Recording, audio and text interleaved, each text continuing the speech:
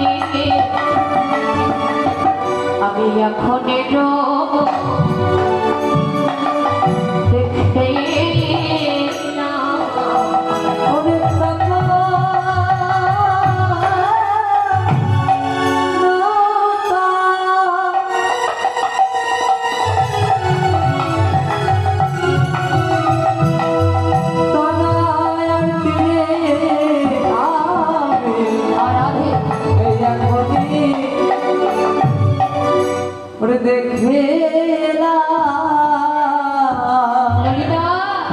আমি এক্ষুনি রূপ রেখেলাম কোথায়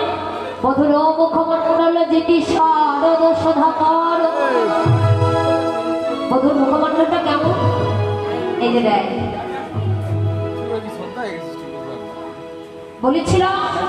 রূপখানি দেখেছি নয়ন বলবে বলো এই যে একের দেখা অন্যের বলে একটু সমান হবে না তাই ধৈর্য সহকারে বস আমি তোদের কাছে বলছি মধুর ও মুখমণ্ডল সখিরে মধুর মুখমণ্ডলটা দর্শন করেছিলাম কেমন যেটি শারদ সুধাকর মানে চা গোবিন্দ রাসলীলা করেছিলেন কোন পূর্ণ রজনীতে বলে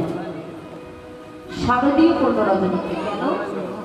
শারদীয় পূর্ণ রজনীর জ্যোতিটা ছিল